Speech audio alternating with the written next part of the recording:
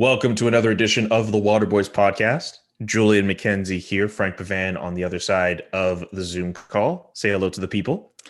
Hello, everyone. Episode 21. 21. 21. Another week has gone by.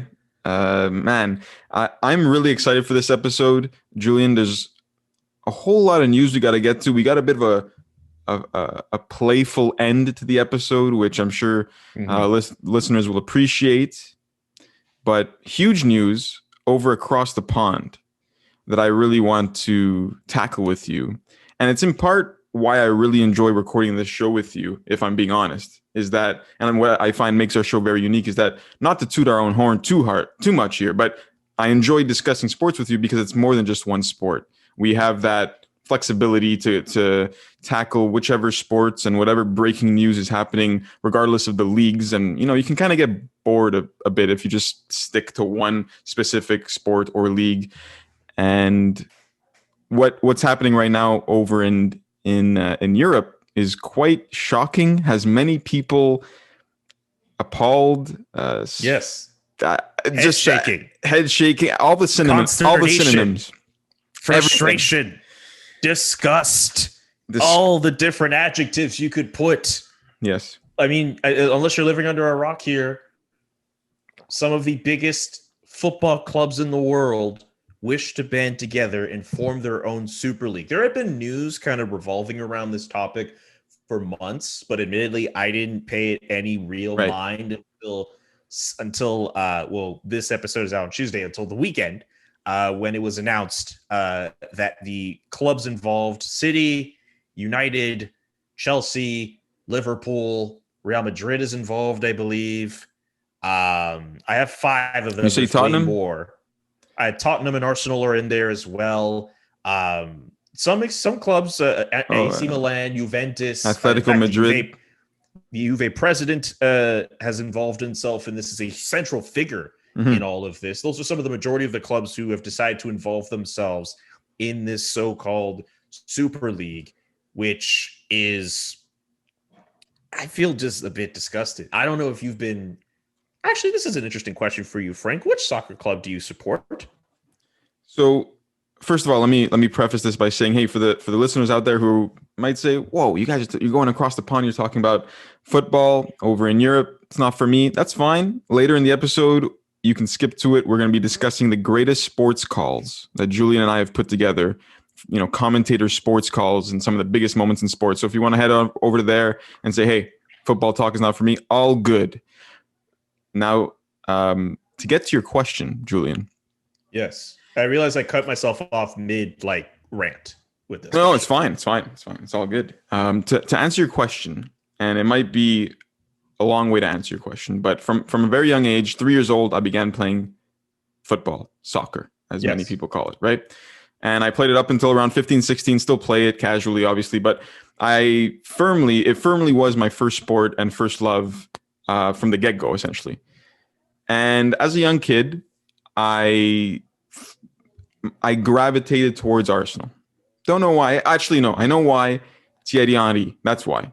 That's who I kind of just saw. Wow, I would love to. I dreamt of playing like. He brought success to the team. Yada yada. So that's kind of who I followed. But I would be lying if I said I didn't fall a bit out of touch with soccer over the years as I grew a bit older. And I'm not worried to admit that. It just happens. Following a lot of sports, you can't keep track of all of them super in depth. But to answer your question, Arsenal was the team that I supported. I'm very, very casual now at best. But obviously Arsenal being tied into all of this, it wraps everything back in. But that is my answer to you. I know you're a Man United fan, right? Yeah, so we're staying within the country of England. I'm surprised that Arsenal, because I would have never pegged you as an Arsenal guy. I thought you would have been like I was expecting like Juve or like AS Roma, but come on now. None of those clubs showed up. It's just no, Arsenal. Sir. Yes, sir. And I mean, there are so many Arsenal jokes I could make, but I respect the hell out of that club too. And Thierry Henry, obviously, arguably one of the greatest if not the greatest player to have ever played in the Premier League. But the fact that, back to the original topic at hand here, these clubs essentially just wanting a bigger piece of revenue for themselves have decided to band together and say, we're going to go up into this new, different league for more profits for ourselves. It does leave a bit of a weird taste in your mouth if you are a football fan. And we also understand that by the time you're listening to this podcast, there may be different things that have changed. Just today, as we're recording this, a lot of different news stories have popped up, including the fact that UEFA is threatening clubs who participate in the Super League with bans from Champions League going forward, and players bans from competitions as high as the World Cup. So that is an interesting situation to monitor going forward for anyone who somehow ends up being involved with the UEFA Super League. As of now, we've seen German clubs like Borussia Dortmund and Bayern Munich say, no, we are not going to join the Super League. And PSG in the Ligue 1 also saying they're not going to join as well. There's just a lot of movement with this story. Protests. I didn't even mention the fact that a lot of different supporters groups have put out statements, and some have even taken to their club facilities to protest their club's decisions. And also, I don't know if you've been talking to some of your friends who are big football fans about how they feel about seeing their big clubs get involved in stuff like this. Almost all of the friends I've spoken to who are big football fans, we're talking like Man United, we're talking Liverpool, a lot of them are just saying, like, you know what? No, I'm not going to watch my club. I'm just going to boycott them. And I was so surprised at how quick these people I was speaking to, I get a small sample size of people, but enough of them who I know are avid, passionate football fans are just like, nah, I'm not going to root for my favorite club as this is going on. We're talking about people who, will, like, they put their club over so many different things in their lives. Like, they'll watch football and they'll cry and they'll get over emotional. But this is just like, that's the final straw. Like, no, I'm not doing this. I'm not supporting Liverpool as they go through something like this. You know why, Julian? I think it has so many people devastated and having a strong mix of emotions, but yet they know what's right and what's wrong, is because even though we're North Americans, even though we were brought up, probably, I don't want to generalize here, but at least for myself and maybe yourself, growing up loving American sports at first, and understanding the system and the way American sports conduct themselves from a league standpoint, I think why our reactions are so strong towards this is because we fully understand and respect the traditions and how the leagues and competitions are conducted over in Europe. It counters all of that, and it's fueled by greed. The timing of this is horrible, right? We're in the middle of a pandemic where teams and staff for those teams, not even teams, we could throw the teams aside, just people in general are struggling. People find themselves on their last legs, and then these owners rally up in their study with a glass of cognac and make a super fantasy decision about where they feel entitled to place their team in. And that's what rubs me the wrong way in all this, is that they're removing the meritocracy aspect of what European football is all about and has been all about for 150 years of tradition. Yeah. A team works their butt off throughout their domestic league season, put themselves in a position to, make the high stage that is Champions League in the hopes of attaining European glory. And cool, there are teams out there like a Manchester City who are able to put together millions and millions of pounds to put together the best possible roster to go on a deep run. But we also look at some other clubs like a Leicester City, who over in the last decade or so have gone from this minnow in the lower tier leagues to one of the more notable clubs in England, and a team that you could almost expect to play European football in some fashion every year. We like stories like that as well. Look at West Ham this year. West Ham this year they're in a position. They're in a top 4 position in the English Premier League right now. It's cool to see stories like that. And it's cool to see them go up against some of the biggest clubs in the world. This Super League removes that, all because some American owners want to just make a couple more couple more dollars in their pockets. Like, it's just disgusting. But I wrestle with this, and I'll before I let you finish here. Like, soccer in its nature, well, I shouldn't say in its nature, but soccer as we know it now, money is just so rooted into the game. Whether you look at how FIFA has run itself with all of the different scandals that have plagued it over the last how many years, looking at the different teams that are in debt for whatever reason, have gone through all these different ownership takeovers.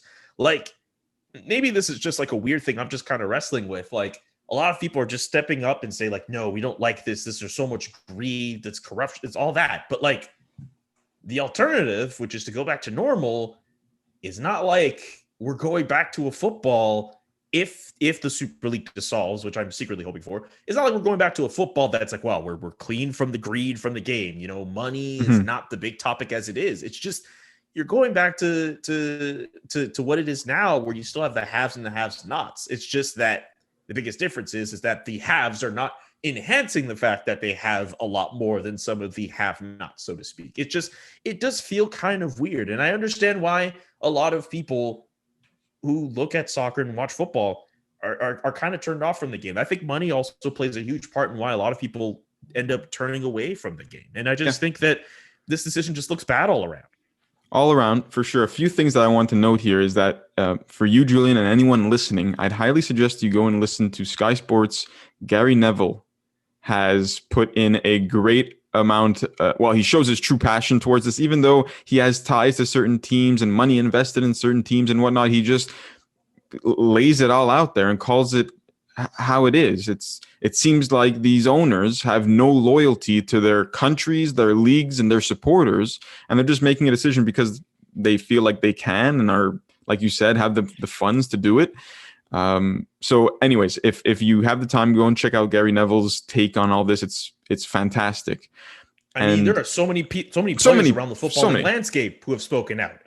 For sure. Gary Neville, you had already mentioned. Mesut Ozil has written out a statement as Roy well. Keane. Ander Herrera mentioning stuff. Louis Figo as well. Lucas Podolski. So many athletes in the world of football have spoken out against this, and it wouldn't surprise me if we see more and more of them speak out. Jurgen Klopp had a media availability where he spoke on this topic as well. Thomas Tuchel, the manager out at Chelsea, also speaking about this as well. There's going to be way more outpouring comments from the footballing world as our day goes on, as this week goes on. It's going to be a very massive next few days when it comes to the world of European football, and the actions could reverberate around the sporting landscape. A few other things that I wanted to mention here is that, and forgive me for maybe not pronouncing this name all too correctly, but Norway manager Stale Solbakken. Tried my best here. Stale Solbakken or Stale Solbakken. Not sure how to pronounce it, excuse me. But he just also lays it all out on the line and says, in recent years, Juventus have been knocked out by Lyon, Porto, and Ajax in the Champions League. Ajax? Wait, excuse me. It's Ajax, correct? That's the way you pronounce it. Ajax. And so he says, end quote, why the fuck should they be in such a tournament then? Tottenham and Arsenal are currently probably not among the 20 to 30 best teams in Europe. And yet this is being, that was end quote. And yet these teams are being, grouped together in a Super League. And yet, in all honesty, if we look at it from maybe 10 years of evaluation, a team like Arsenal has been horrible to the reputation that they try to live up to, is what I'm trying to say. They've been playing like a mid-tier team. And yet they're being pulled into this Super League. So that's also why I'm sure many people are being rubbed the wrong way.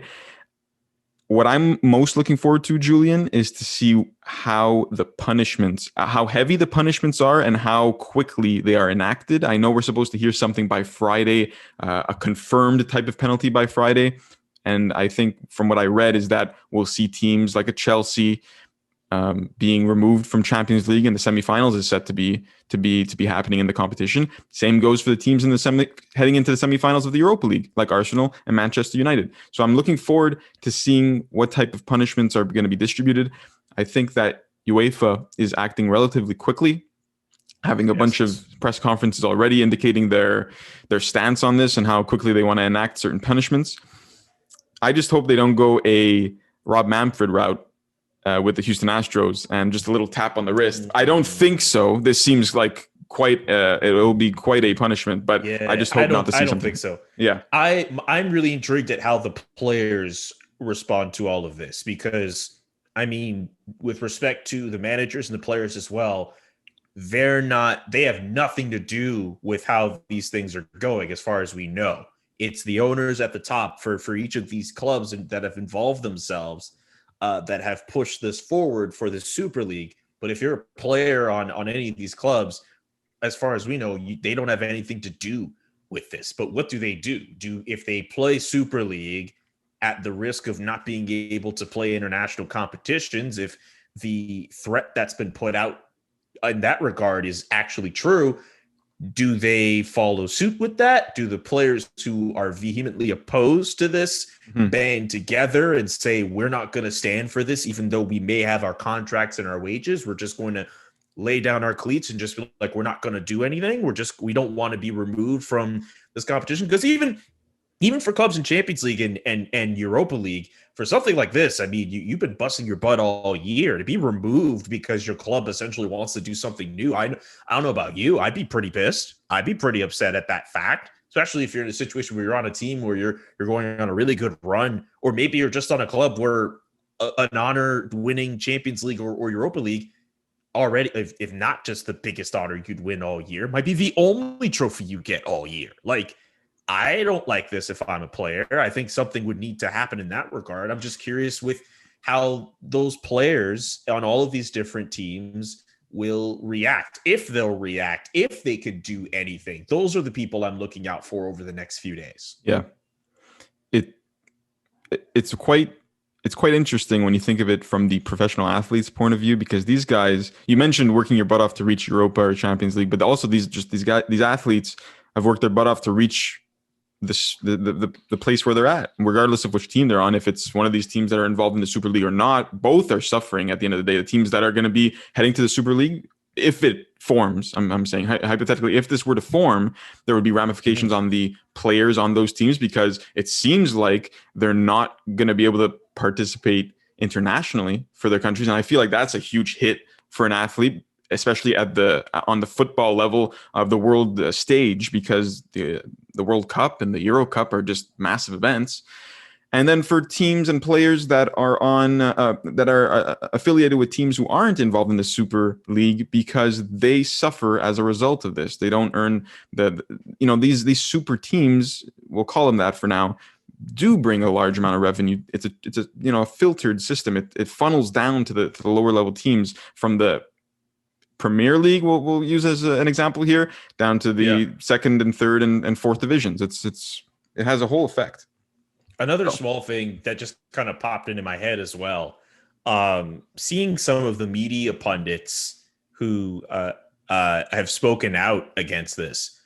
I haven't necessarily checked out for myself or confirmed for myself, and that's on me. What's the viewing streaming model going to be for this Super League? DAZN isn't on this. DAZN is in it? DAZN is heavily trying to act on this if it were to form. I know they're at least a player. I know. Oh boy. But what about like a Sky Sports? Like, imagine like a Gary Neville. He says the comments and he speaks out and he's all like, yeah, I don't like this at all. And I understand he's just one person. And then Sky Sports turns around and says, hey, we've just bought into having broadcasting rights for the Super League. And they're like, what do you do at that point, right? I'm also curious about that as well, because that's how they're going to stand to make some money out of this as well, right? Television rights, broadcasting rights, streaming rights. You know what I'm saying? Like, there's a lot of different factors that are going into this, and just I don't know. As a football fan, I hope the Super League fails. I hope it just. I hope it doesn't even see the light of day. It doesn't even reach. I hope, like, what would make me really happy, Frank, if this episode that we're on right now, you put it out. You know what? It's weird to say would make me happy. It would actually be pretty bad because you put a lot of time and work in editing these shows. But could you imagine if by the time we put out this episode, all this talk of the Super League and all that was just like, all right, null and void. Like, the teams just say, all right, we've heard everyone. Just yell and go off about this. We're just going to stop and we're just going to go back to normal. We just wanted more money. UEFA So relented. for the They sake gave us a bit of more money. the time I spent editing this, please, hey, Super League, just extend it, make it live out for like another Yeah. week or so. Just have a little Yeah, bit of runway. yeah, just like a few more days. In all seriousness, I would not want it to ruin all the work that you've done. That being said, as a passionate football fan, or I'm a football fan, but I think there are people around the world who are way more passionate than I am. For those fans, at least, who want to see their clubs participate in the proper Champions League, which, correct me if I'm wrong, there's actually, I think, a piece of news saying in 2024 that Champions League, the original Champions League, is going to expand as well. I want to see the true champions, the true teams, earn it to be there and participate in the highest level of competition in Europe, which sees the biggest clubs in the world. I don't want to see a Super League. The last thing that I want to say on this, because I feel like we've covered all the bases so far from the news that we know. I think we did. But the last thing that I want to say on this is that what's beautiful about football is that even though, yes, there are quote unquote big money teams, super teams, every team in their respective league, whether it be the Serie A, the Bundesliga, the Premier League, the Ligue 1, every team in that league does have a chance, and it's been showcased by a Leicester, by a West Ham this year. And this goes against all of that. It's these teams, it's a fast track way to get a lock into a big league with big teams, and they don't really have to worry about being relegated or putting in any effort in in that sense of the game. And it goes against, like I said, the over 100 years of history and tradition in the sport of football in Europe. So this cannot be accepted. I hope it does not turn out. And football is what it is for a reason. One of the most storied type of sports, the biggest and most popular sport in the world, because of how it's conducted and has been conducted up until this Super League news. So this is the last thing I'll say here. Imagine your league that you followed found a way to have, like, imagine in the NBA, like the Golden State Warriors found a way to buy themselves into the playoffs every year. Imagine the New England Patriots talked to the NFL and said, we're going to make the damn thing every way. Just put us in the playoffs every year. That's not fair. It's like there's traditions in soccer. It just speaks against the traditions of just sport. It just speaks against the idea of, having to just earn it. Like, it's just absolutely disgusting. And soccer already is disgusting enough as it is, with some of the money scandals that have plagued the game over the last how many years. They don't need this, which could effectively destroy domestic football. That's the last thing I'm going to say. I know you wanted to have the last word on that. I just wanted that out there. Again, this Super League, we know that it's very possible there could be new news coming out in the coming days over this, but this is a situation, of course, Frank and I had to talk about, because it's just too ridiculous to see that all these different teams in England, Italy, Spain as well have wanted to just band together and do this. It's a bit ridiculous. And for football fans everywhere, I hope this just doesn't happen. I hope this fails. And I also don't blame you if you have to put your collective footballing pride at the door and leave it in a closet and don't look at it for a couple of days or weeks or however long this goes, because you can't stand to see your favorite team implicated in this absolutely disgusting and callous and money grabbing self-serving initiative by these clubs. Yep. Absolutely. Yep. Anyway, we went in, man. We went in on it, and I hope you guys enjoyed that. You did mention the NBA before we get to the greatest commentary calls. I think you wanted to mention a few names. I'm not sure if we had planned to. It's been a while since we've done heroes and zeros, I should mention. So I don't know if we're going to do any zeros at all, but I think it's worth mentioning these three gentlemen here: Chris Boucher, Kem Birch, and Lugens Dort. Three NBA players who were either born, grew up in Montreal, involved in this past weekend's Toronto Raptors Oklahoma City Thunder game, and Dort, Boucher, and even Kem Birch at different points all showing out. I believe Boucher had 31 points, Dort had 29. Boucher had like a killer three near the end, which pretty much set the game up for the Raptors to win. And it was just really cool to see Montreal basketball represented, especially on TV, and to see those three guys do extremely well.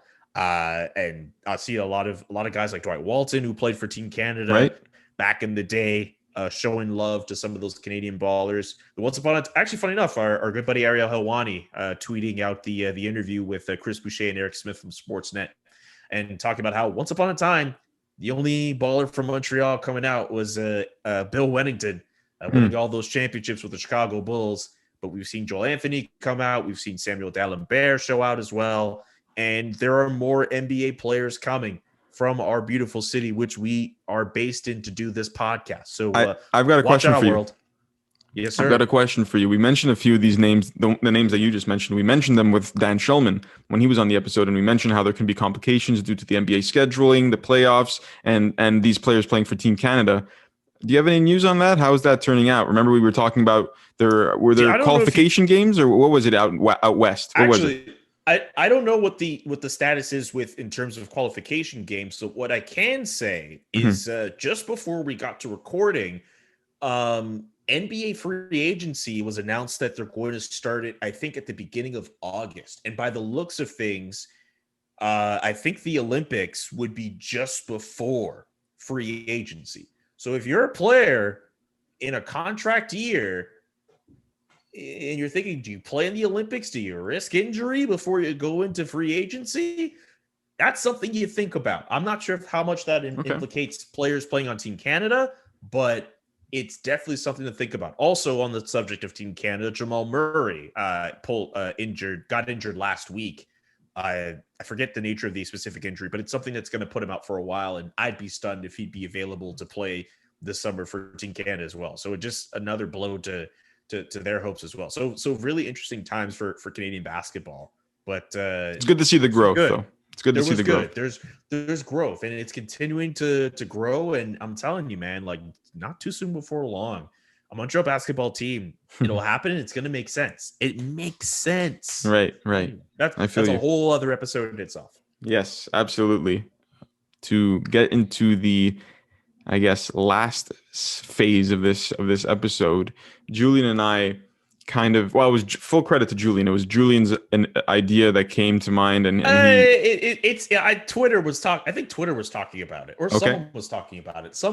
I saw something out there on Twitter that made me think, okay, this is something Frank and I should talk about, because regardless of where it came from, I think that, I know you were the one who pitched it, and it's just something that we do have a deep passion for. I don't know why we have this like affinity or strong liking towards commentators, where, let's be honest, majority of people don't watch sports because of the commentators. They watch it because of the actual event.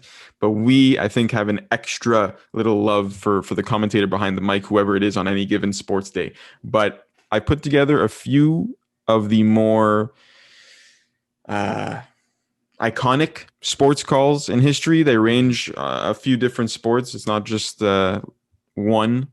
But the first one I've got for you here, and we can talk about this one a little bit because it was a huge moment, a bit of a controversial one because it involves someone who maybe, let's say, broke the rules. But Barry Bonds, he hits it high, he hits it deep.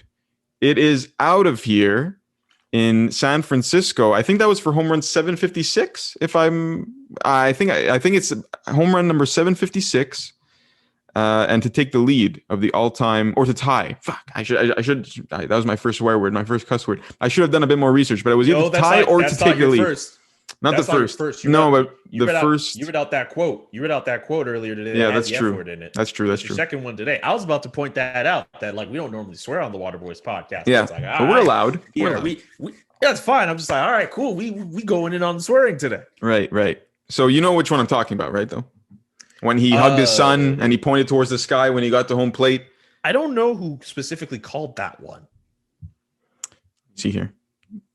But you do know which one I'm talking about. When I went to the right. I know. I can picture the home run, but I don't know specifically that one, which is a damn shame.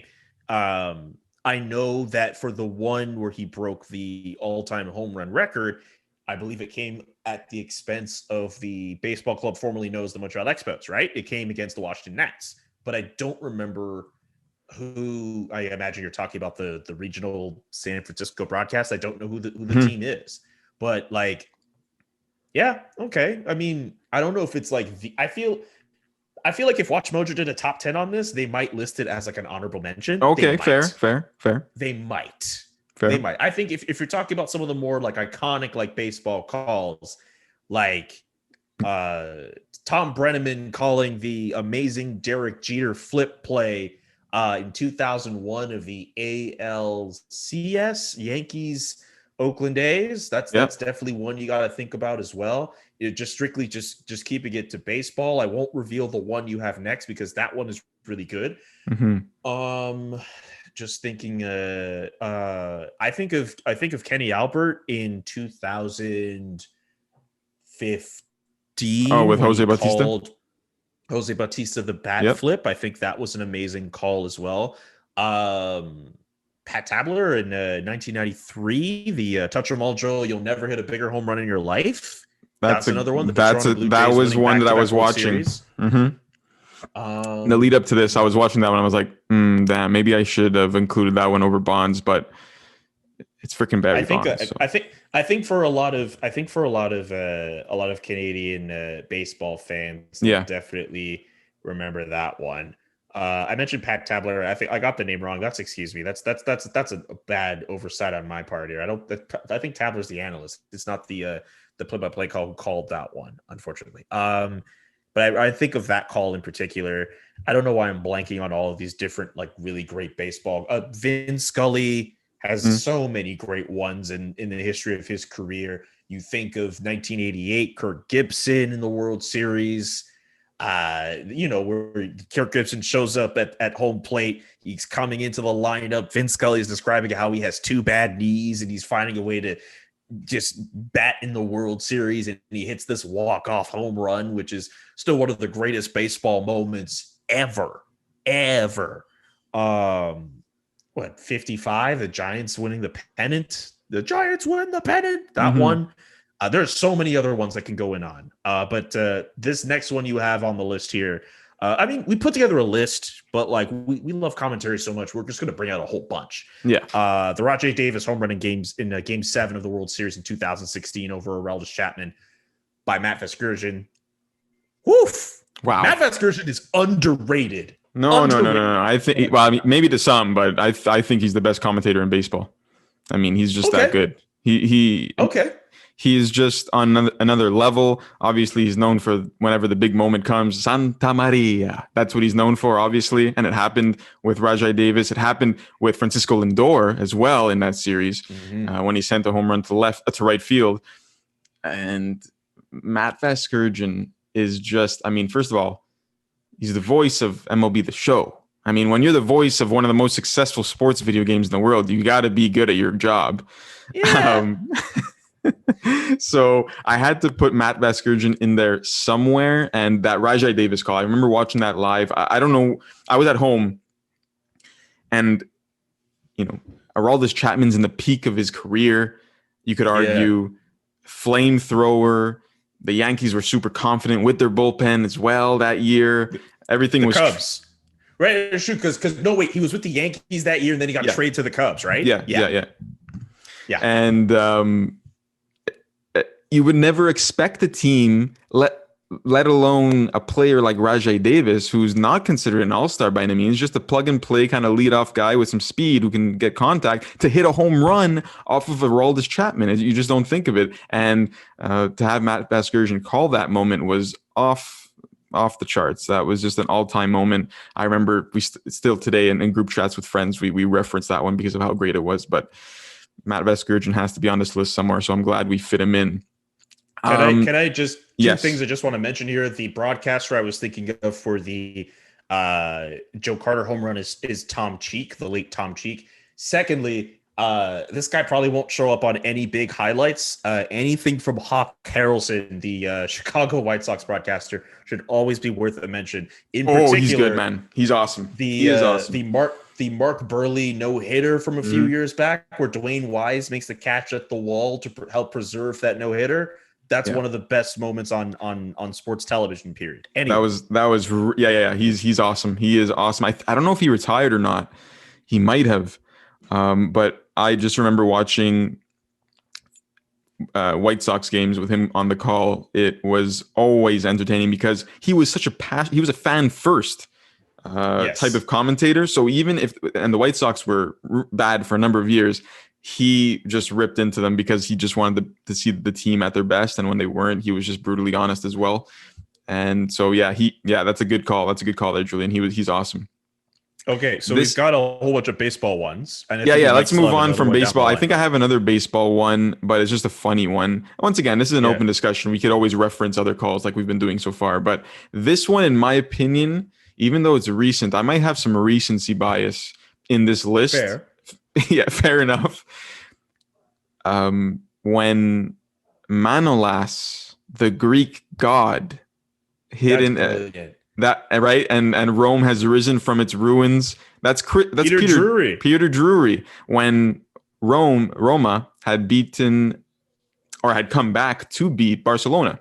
Am I correct there? Was it Barcelona? It is Barcelona it was in Champions League, right? Yes, sir. Yeah. Yes, sir. That was a big matchup. An amazing goal off a set piece. It was a corner. And just to hear Peter Drury, Peter Drury is one of the best storytellers in the name of football. Just when I hear him on a call, it's like, wow, like we're getting to listen to Peter Drury. Like he is that guy. Like, once upon a time, Martin Tyler was like the number one guy you want to listen to talk soccer. Now that I think it's officially transitioned over to Peter Drury. I think other guys like Arlo White as well have done really well, but Peter Drury is that guy. When you hear that call, and Peter Drury is known, his style of commentary is very poetic. He uses uncommon vernacular. He uses words that you wouldn't think of when watching a sports game, but that is what makes it more unique. And he went on record to say after that call, that he could have never prepared for something like that, to have a center back score a goal off a corner. I mean, it happens, but for a center back to score a goal in soccer, it's a bit more rare than a forward, obviously.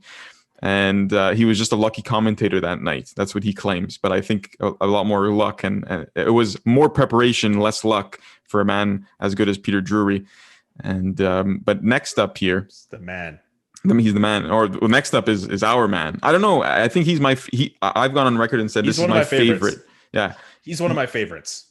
Is Kevin Harlan, LeBron James, with no regard for human life. I remember being so young because this was at the beginning of LeBron's career when he was with the Cavs. And I remember being so young and listening to that. And I'm like, wow, that's just the coolest call in the world. That's just, he says it as it is. LeBron was a savage in that game. He just killed it. And it was an amazing dunk, man. Amazing. That was LeBron James just powering to the hoop, and then that finish. That was against the Boston Celtics too. You got to remember that was a time when like Boston just kept giving it to LeBron James at that early point in his career. So for him to pull off that dunk was just one of the coolest things. And then you have Kevin Harlan just with LeBron James with no regard for human life. That's one of the most iconic sports commentator lines I've ever heard. And it's just, it gives you chills. I'm thinking about it now, and I have chills. Yeah. It's it's a buildup of everything. You have the great commentator, you have the great call, then you have the fans screaming, you have the players just jumping on each other on the court.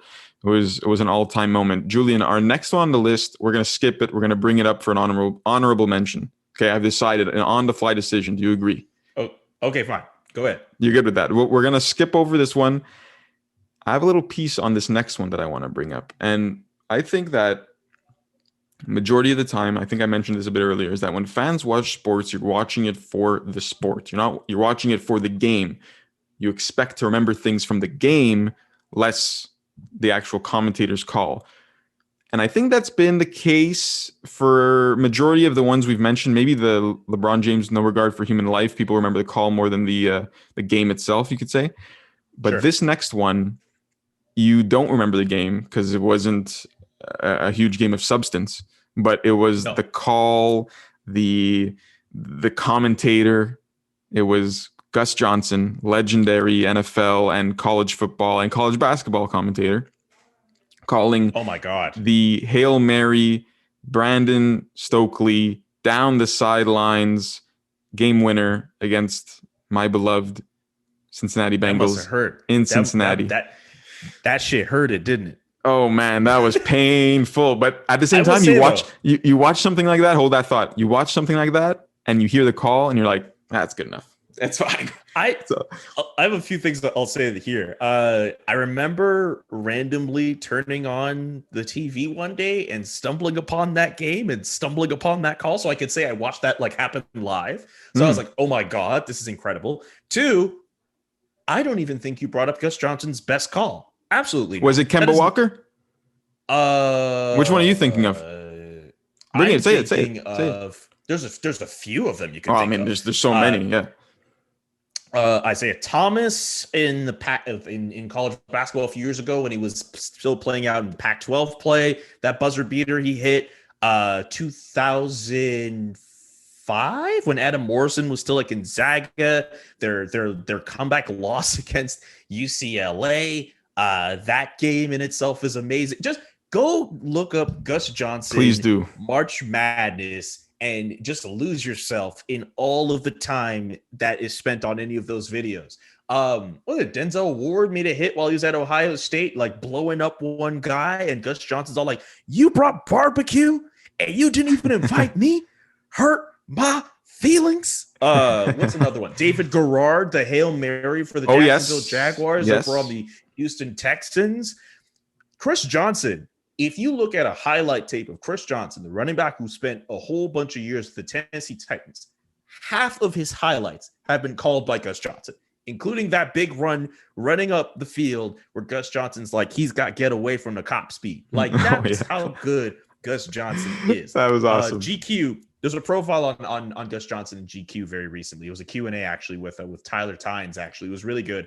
Gus Johnson, one of the GOATs, former voice of Madden, and I believe very briefly, I don't know if they actually happened. I think he called Champions League games at one point. It didn't work out as well, but yeah, they wanted to do that. It was insane. It was like, why are we having Gus Johnson call soccer? Oh, there's one other one. Remember Kimbo Slice? Yes.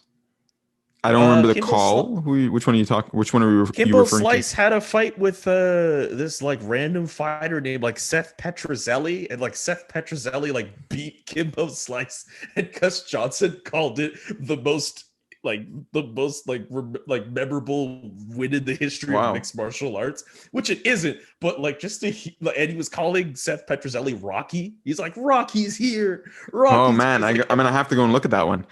Because everyone looked at that and was like, oh shit, like Kimbo Slice is going to destroy this like little like twerp dude. And he lost. It was amazing. Go look that up. That's incredible. One last thing on Gus Johnson is that I think a few months back, we heard that NCAA, the video game, will be making a return. Get Gus Johnson as your man. Just get him on to that video game. That would make that game 10 times better. I'm sure the diehard fans, pure fans. Yep. Oh, in college basketball, yeah. Well, yeah. Look, just get Gus Johnson involved in any type of college athletics, because we all know how lit it can get, whether it's football, whether it's basketball, because we know how a lot of these players, find they're the ones who are draft eligible and they stand to make a lot of money. But for a lot of these guys, this is as good as it gets. And school pride is everything, especially in America. And nobody captures the frenzy, the madness of it all like a Gus Johnson call. Just, he is that dude. He is that guy. Dude, man. He is one of the best dudes to call sports, just period. And I don't even think I think in all the calls we mentioned today, we were just scratching the surface of the talent that he's able to display. Mm-hmm, mm-hmm. Going off tangent a bit here, I feel like if I were to categorize who I enjoy listening to, it's guys with a bit more funk and a bit more punch in their calls. I feel like guys like Gus Johnson, Kevin Harlan, Matt Vasgersian, they have their own type of flair, and they don't really fall within the norms of just general commentators. And not just to discredit other commentators, they're all great, but I feel like these guys just might stick out from the rest just because they have their own type of flair. And it kind of ties into my next one on the list, because I feel like this guy's pretty vanilla majority of the time. I feel like he's got a big name. He's been around forever in North American sports, but I feel like for the most part, he's really bland. But this one moment, I feel like he captured it well, was Joe Buck's call of the Minnesota Vikings walk-off win versus the New Orleans Saints. Case Keenum to Stephon Diggs down the sidelines to win and send themselves, was it to the NL, or to, excuse me, the NL, we're thinking baseball here. Was it the NFC Championship? Game. Yes. Against the eventual champion Philadelphia Eagles. I don't know if you agree with my take. That's a good call. I'm going to give Joe Buck the benefit, like the to get onto this list with that one call. I'm sure he's had other great ones, but I want to know, do you feel the same way? Do you feel like he's not the flashiest of commentators? I look back to, as a classic example of that, is David Freese's walk-off win in with a walk-off hit to win with a home run to center field. Was it in the World Series against Texas? Against Texas. It was in the World Series game 6. All he says was, "That's it to center field, and we'll see you tomorrow night." That's all he gave for a walk-off win in the World Series. I feel like he's a bit vanilla at times. Okay, here's my thing on Joe Buck. I think if you look earlier on in his career, there's one call in particular that stands out. There's this random like Green Bay Packers Philadelphia Eagles game. I think it was those two teams, but I know the Eagles were in it. And Freddie Mitchell, longtime receiver for the Eagles, is making this return. And he's running up the field. It's a pretty exciting run, even though he does get tackled like a couple yards short of of the red zone. But this is Joe Buck the whole time. Mitchell. I heard that one. Mitchell. I know exactly which one you're talking about. That is one of the most boring calls you could ever hear from Joe Buck. But I feel that from those days, he's gotten progressively better. In the last few years, including that call you referenced off top, the Minnesota Miracle, he's learned to have a bit more fun and a bit more energy in the booth. One other call you could have mentioned where he was actually a bit more vanilla, and I'll get to David Freese in a second. 2007, 2008 Super Bowl, Patriots, Giants, David Tyree catch. Go back and listen to that David Tyree catch, the Fox call. That was not... that's one of the most insane plays in Super Bowl history. A guy catches a ball holds it onto his helmet and finds a way to bring it down. I don't think Joe Buck called that well at all. It was very boring and really he's trying to figure out everything. And he it's one thing if you're scrambled and you're trying to figure stuff out and hey, maybe you can be a bit composed, but dude, different leagues than the guys we've mentioned. The next one I want to bring up, keep the David Tyree example in your brain. Kevin Harlan has had a more entertaining streaker call than you could argue than anything Joe Buck has called in his career. Wow, that's tough. That is quite... I mean, you could totally make the argument for that, I guess. It's just wow. I don't know if I'd say that. I'll let you hang on with that take, but damn, that's wild. I'll say this though. I think Joe, if you go back and you listen to that 2011 World Series, Joe Buck, his voice did not sound well at all. He sounded like he was sick. So I feel like this is just my view. I'm not going to hold the 2011 World Series on Joe Buck. I think he was clearly dealing with something and he probably just tried to trudge through it. But I don't think dude was being vanilla. I think dude had something going on with his voice or whatever, and he just couldn't give that play justice. Even go to the David Freese tying hit, where he's trying to call it and he's even saying that ball's going to the wall. It's off the wall. You can hear how his voice sounds. He sounds tired. There's not a lot of energy.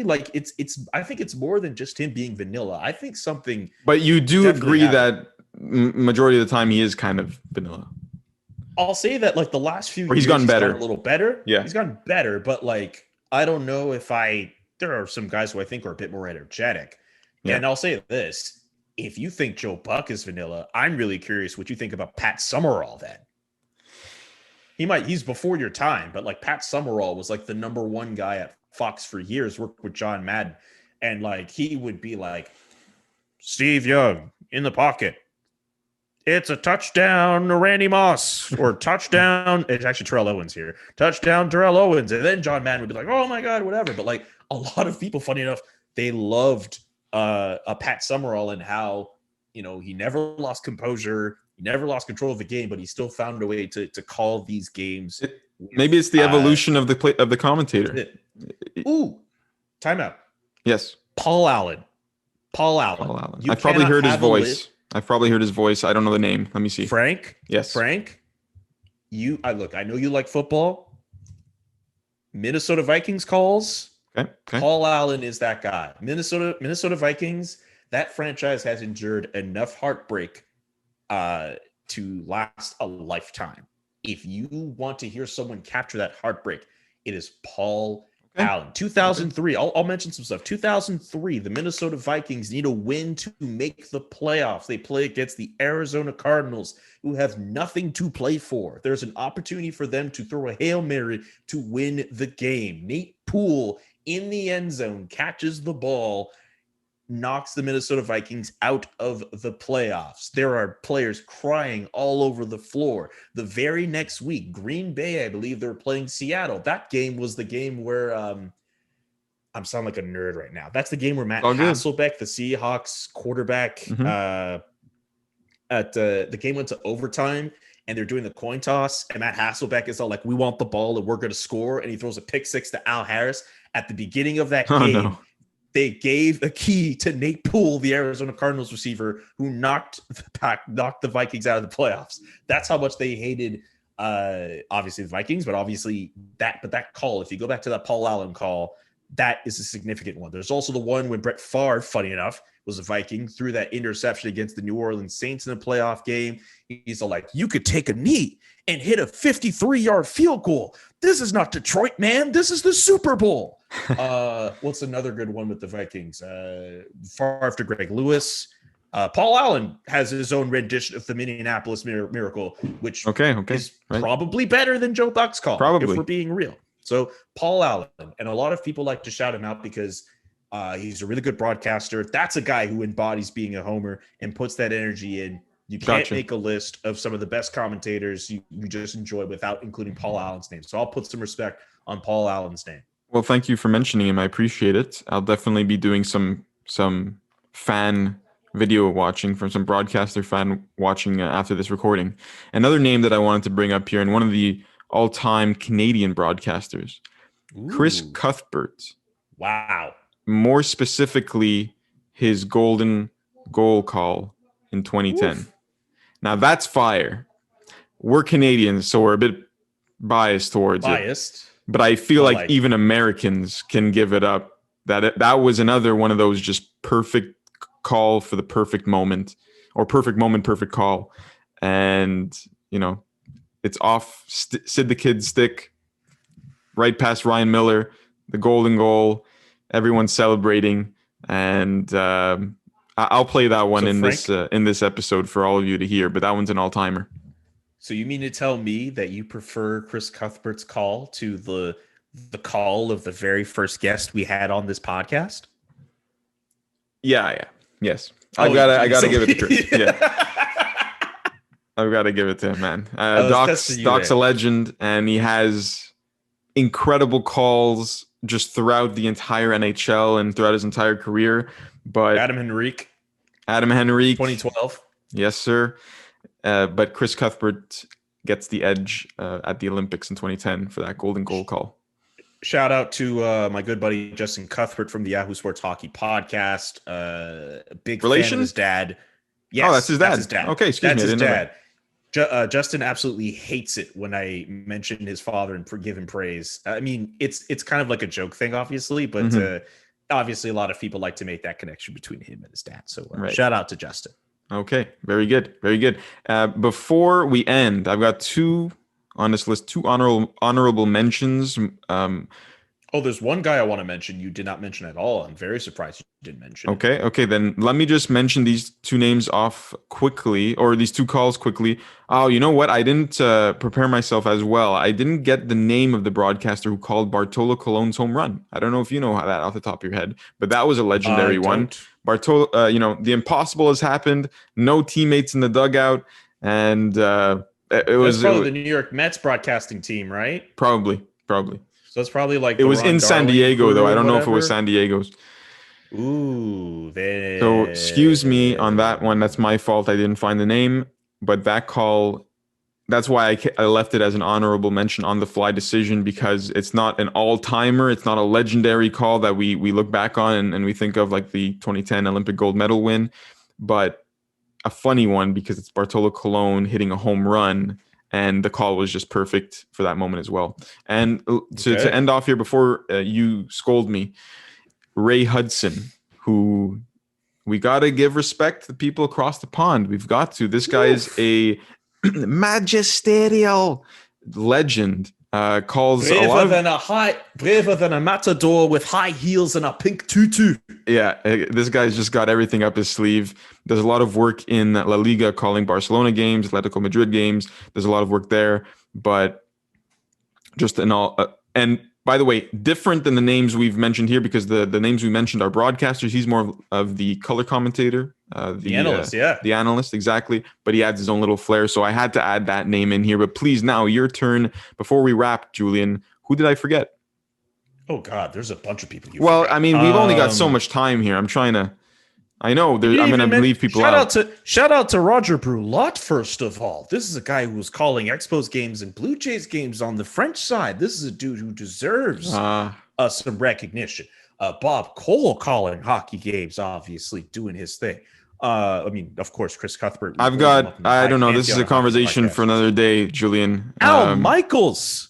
You didn't even mention Miracles, 1980. Al Michaels with arguably the most iconic call in broadcasting history. Do you believe in miracles? Yes.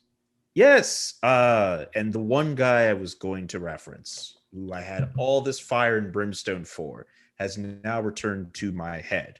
And I believe we talked about the fact that ESPN is going to have rights to the National Hockey League, I believe, starting next year. And if ESPN doesn't get this guy back, damn mistake on their part. Gary Thorne, ladies and gentlemen. Of course. Oh, yes, you're right. Long time calling Baltimore Orioles games. By the way, I'm not bringing this up to scold you, my man. You don't have to look like I'm putting you in the corner and putting the dunce cap on. We're just talking play-by-play here. But you got to talk about this man who called Raymond Bourque one of the greatest cup raises of all time. And after 22 years, Raymond Bourque, one of the greatest cup raises of all time. Mention that to a New Jersey Devils fan, they'll get pissed off, but they'll also bring up Jason Arnott winning the Stanley Cup on an overtime winning goal the year prior. Also called by Gary Thorne. A bunch of Orioles calls. You might also piss off Dallas Stars fans if you mention that Jason Arnott goal. But they'll mention Brett Hull in the crease against the Buffalo Sabres. Guess what? Gary Thorne was there for that as well. 2004, the Tampa Bay Lightning, Ruslan Fedotenko scoring twice in the Stanley Cup final. Fedotenko, that's Gary Thorne. Thorne, Martin St. Louis scoring an overtime winning goal in Game 6. In Game 6 of that same series, Gary Thorne again. Andy Delmore, the Philadelphia Flyers, gets a hat trick. Come on, my guy. Like, He's there. Actually, that reminded me of a Keith Primo overtime goal in like the 5th or 6th overtime. And like Chris Cuthbert got that call as well. The Marathon Man, that's another good one. He's got another good one with Brendan Morrow as well. Gary Thorne is a guy you should mention. I could do this whole. You are an encyclopedia of broadcaster calls. I could do this shit all day. I know you can. Let's not forget his work on the baseball side. I think if you just watch all of Chris Davis's home runs that year when he exploded, Gary Thorne's called all of them, and they're all epic as well. Adam Jones, there was the day, unfortunately, there were protests in Baltimore, and unfortunately they, in a weird kind of show, a kind of foretelling of the future, they like had like a White Sox Orioles game that was closed off to fans. And Gary Thorne started calling it like Masters style, where he's just like really quiet. And then like Adam Jones hits like a hit to the wall. We didn't even mention Vern Lundquist. Oh my goodness. Oh man. Tiger Woods, 2005 at the Masters. Are you kidding me? Now I'm trying to think of all the names I've omitted. Auburn, Alabama, the Iron Bowl, the kick return, Chris Davis bringing it all the way back. Oh my goodness, Vern Lundquist, amazing dude. Dude, again, I could do this all day. Goodness gracious, there's so many. He's got a great college football voice. Yeah, it's just when you think of college football, you think of got to be commentated by a voice like that. Vern Lundquist, Brad Nessler as well. I don't know why I'm blanking on the lead guy for ESPN College Football now, who works with Kirk Herbstreit. Sometimes also calls tennis as well. Oh, another great broadcaster. I know we're going to be wrapping up soon because we're hit the hour mark, roughly, maybe more. But is it? I forget his full name. It's he covers the Capitals. Benedetti? Yeah, Joe Benedetti, I think. Joe Benedetti. That's an underrated broadcaster right there, my man. He's quality. Very good. Yeah. Chris Fowler was the broadcaster I was thinking of. Chris Fowler, who you can hear call tennis, and you could also hear him call some college football as well. He also got to call some Monday Night Football games as well, actually. Over this and the combination of Martin Brundle and David Croft in F1. I mean, how can you not? How could you? I mean, they've got to be in there somewhere. He's gotten some. David Croft has some unbelievable. Mike Breen, the lead guy for NBA broadcasts on ESPN. You can't talk about commentating and not mention Mike Breen, who also does work with the New York Knicks as well. Come on, we could do this all day. I understand we're at the hour. Friend of the show, Dan Shulman. Dan Shulman as well. You got to mention some of the friends of the show as well. We mentioned how underrated he is, and rightly so. But there are so many great commentators. I know we didn't mention a lot of women and maybe some other diverse candidates as well. Oh my God! What I really enjoy listening to. What's? Oh geez, I'm forgetting your name. I'm blanking right now, Julian. God, hold on. Fill the space. Fill the space. Go. Wow. But seriously, though, I think in this space of play-by-play, I realized we did mention a lot of white guys. I'd like to see that change for a lot of the different sports that we watch and a lot of different sports that we're into. I think of times when I was at Syracuse and I saw all these different play-by-play classes I was in. There weren't a lot of women, and I think a lot of women need to put ourselves in a position where we could see more of them. And have them see themselves, and then the space opens up more. Megan McPeak is a perfect example of this. She broadcasted a Raptors game for TSN a couple of weeks back. Kia Nurse, I know she's not a play-by-play person, but she's done excellent work either in a color role or a studio analyst role. Like that's someone else you should also pay attention to as well. I don't know if you were able to find that name, Frank, but all this to say, like, we need more. We're definitely in the need for more diversity when it comes to play-by-play. And like, I know I list off a lot of different names, but like, hey, there's a lot of different people who've done play-by-play, but there's room for more and more diversity when it comes to that front. It's a great medium, and it deserves to be called by all different types of people who have the talent, regardless of their gender. Well said, my man. I am hitting myself that I can't remember her name right now. What sport are you thinking of? She does basketball and football. She does basketball at the college level a lot. At the collegiate level. God, what network does she work for? Damn it. I believe ESPN. It's not Holly Rowe. No, it's not Holly Rowe. Oh, wait a minute. Are you talking about gracious. No, she's not a you weren't thinking of it's not Doris Burke, because she's like an analyst, but she's incredible. Oh man, it's escaped me. It might have been, but Doris Burke doesn't do broadcast. She's not a commentator. Well, she'll sometimes work as an analyst on broadcast, but I don't think she's a play-by-play person. She's not a play-by-play person. Then I'd have to do my research. I'll make mention of it maybe in next week's episode. I don't know. I'm drawing a blank. Beth Mowens. Is that it? That's it. Beth Mowens. Is that it? That is Beth Mowens? That is it. You hit the nail on the head. Yeah, Beth Mowens is. Thank probably God. the I would person not you're have been happy. thinking of. I would not have been happy editing She's this. She's very good. Also, funny enough, you mentioned her. A native of Syracuse, New York, and an alum of lead back to Syracuse. Is that Syracuse? Is that the expression? All roads lead. I think so. I don't know.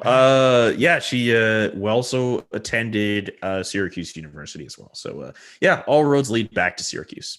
Beth Mowens was the person you were probably thinking of. That is who I was thinking of. Thank you for that, Julian. What an episode, my man. Oof. I enjoy it. Like I said, I said at the beginning, I enjoy it because we have that flexibility to talk about anything and anyone at any time. So I enjoy talking sports with you on a weekly basis. I enjoy branching out into other sports topics like we did this As do episode I. with the Super League and different broadcasters. I like that. Brings a bit of uniqueness to the show. So I appreciate that. For those listening, for those of you still listening, thank you, first of all. And second, follow us on Instagram, the Waterboys _podcast, on Twitter at the Waterboys WM.